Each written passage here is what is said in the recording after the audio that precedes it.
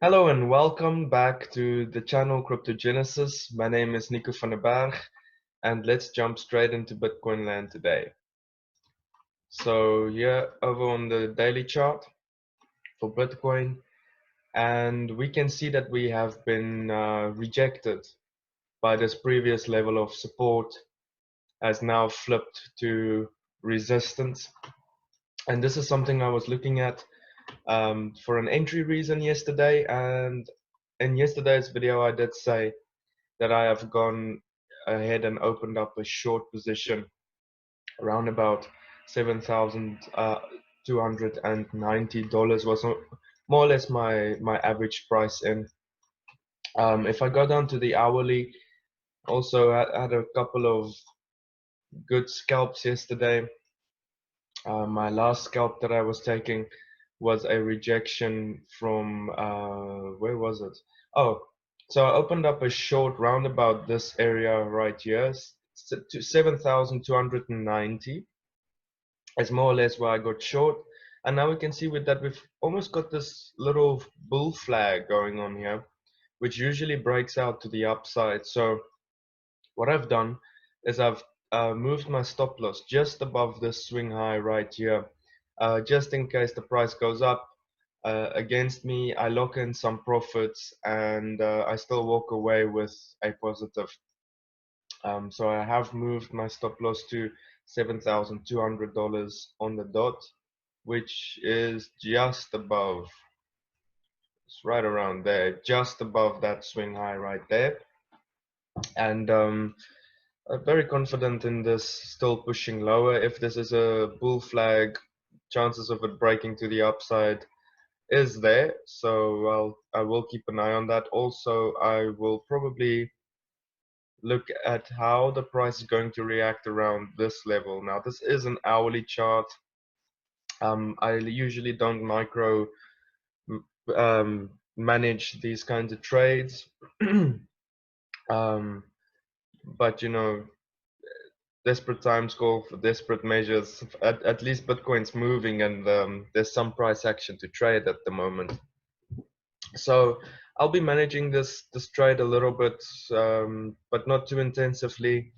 My bigger picture right here is what I've been saying in the last few videos, is that I'm actually targeting a move much lower, between $5,800, well, actually $5,500, $5,413, all the way up to $6,200. So whichever one first, the price reaches first, it's obviously going to be $6,200, but you know what I mean. Whichever one the price starts to show some form of an entry reason to go short, to go long, excuse me, then that would be a good zone for me to look for a proper bounce. Right now, I am still bearish on Bitcoin. I do think we have a chance to perhaps bounce up higher. Like I've said before, we do need to see a little bit more of a retracement on this.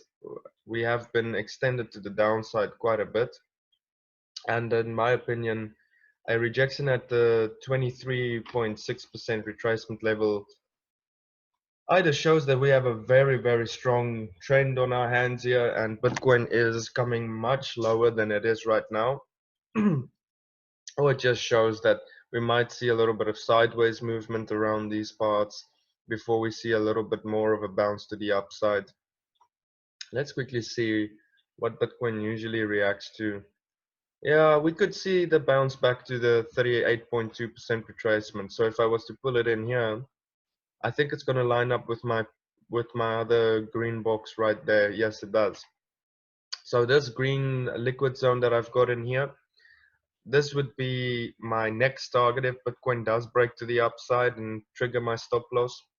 This would be my next um, zone that I'll be keeping an eye on in order to go short again on Bitcoin.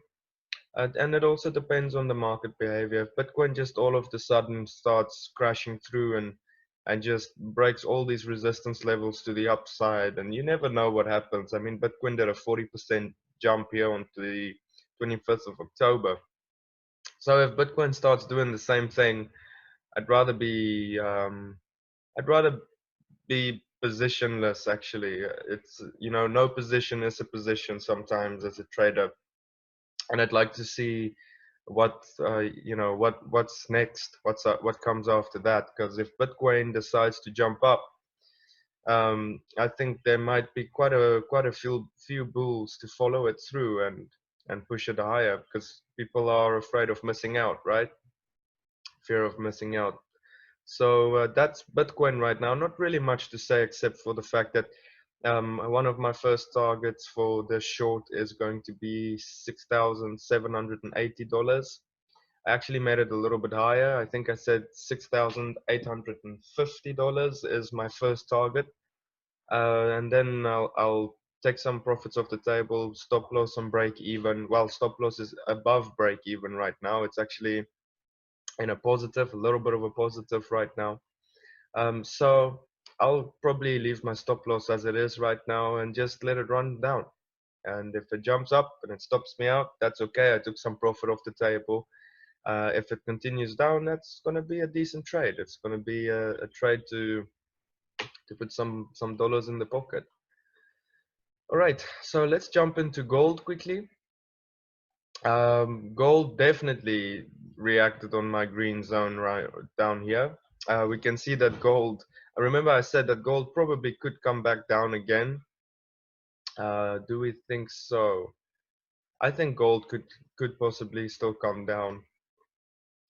Let's see what our major moving averages are saying. Major moving averages are saying down as well. So I think gold's coming back into this green box, perhaps breaks this support, comes back down to my bigger green box. That would be awesome. But I've got a bunch of orders here inside of this box. So if we do make it down that low, that would be pretty cool. I'll be triggering some orders, and I'll be more than happy to manage some risk from that zone. I'll be more than happy to manage some risk from this zone as well if I see some kind of entry reason around this green zone, which I highly doubt it. Then I'll be more than happy to open up a position here and manage risk from there. But for now, I'm waiting for gold to come a bit lower still. Okay, so let's look at the Dow Jones real quick. Looks like we're still continuing up. We printed another green day yesterday, and it looks like we might hit our target there of the on that green box, but things are looking a little toppy to me. If I'm honest, I think we might not make it that high. So if you have a trade, you know, take some profits, take some profit off the table, move your stop loss to break even. You know, prepare that this is coming back down, because it is starting to look a little bit toppy to me, and could it could start maybe going sideways for a few days, and then give one last try up to the upside or something. Maybe we see it just crash through.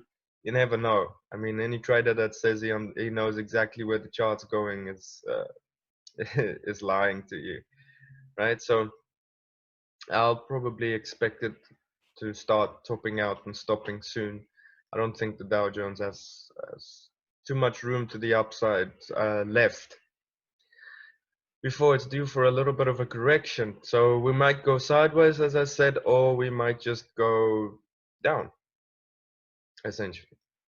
Okay, so let's look at NAS 100. Still also very much pushing up. This one does look like it has a little bit more room to the upside, though. I wouldn't be surprised if we do hit our green box up here for NAS 100.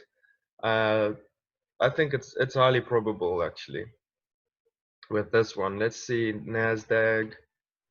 Nasdaq, yeah, not much happening. Not much happening on Nasdaq. It does look like we are getting that bounce around this zone, but what I would like to see is I would like to see Nas break this prior high and then push up for higher levels. I do think we are still bullish on this. What I wouldn't like to see is for NAS to break this low right here to the downside, close daily candles below that. Then I think we're coming back down to the $100.42 mark. So that's possible as well. Somebody asked me if I could discuss Bitcoin dominance. So I'm going to open up Bitcoin dominance and give you my take on it. So Bitcoin dominance was inside of this little bit of a downwards channel. I don't know if you can really call that a bull flag. It just matched up perfectly with previous resistance becoming support. And then we have this little bit of a longer term trend line running through here, which we have now broken a while back. And this does suggest to me that we want to come lower with Bitcoin dominance, maybe come back down to 66. However, it does look like we're being supported around this zone right here. So I would be a little bit bearish on this index, on this chart. And of course, if you're bearish on Bitcoin dominance, it means that the altcoins will have a bit of a run. I think if Bitcoin dominance breaks below, yeah, I would say actually, you know what? I would say if Bitcoin dominance is going to break to the downside and make a proper break to the downside, it would have to come below 65, percent dominance. I would say that if it breaks that to the downside, I'll expect some alts to rally quite a bit. But even if it breaks this level of 68, alts are going to benefit, of course. As long as this chart goes down, altcoins will benefit. But you really want to see an altcoin rally, in my opinion. If it breaks 65 to the downside, I think, well, even 66.5. So 66.5, if it breaks that level to the downside, I think we might see an alt season on our hands, and some beautiful things will start happening if you do own altcoins. But for now, I expect some more sideways movement. And if it breaks to the upside, obviously, alts are not going to benefit from that. Um, and what's interesting is we're seeing Bitcoin dominance going sideways as well as Bitcoin going sideways. So I don't know. There's a feeling in this market that makes me think when I'm looking at the volume signatures and I'm looking at you know um, the way that the candlesticks are moving. It makes me think that there's a major move underway, and it's going to be quite a move. I'm not saying it's going to be another 40% move, but it's going to be a move, and I think this move is probably going to either put us back here at about $8,000, or it's going to put us back here at about $6,000, right? So whichever direction this move is actually going to take place, um, I think it's around the corner actually. I don't think we're gonna wait too long. I think within the next week we should see a move and a continuation to the downside or a reversal to the upside.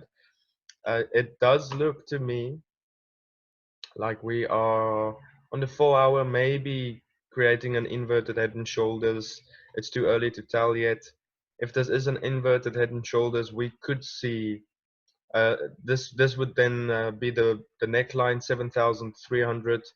$7,320 would be the neckline, and technically speaking, we could have a measured move from that. We could go and see where we would end up if we were to break this to the upside, and that's exactly in my green box. So if this is a head and shoulders to the inverted head and shoulders, our measured move puts us right in that green box where I believe would be the next opportunity to go short if this market starts turning up. That's it in a nutshell, really. So thank you again for watching. If you like the content on the channel and you enjoyed my style of trading and my style of analysis, leave us a thumbs up and subscribe to the channel. We try and post a video every single day except for Sundays. Gotta rest some days, right? So yeah, thank you so much for tuning in. Cheers. Trade in the green. Bye bye.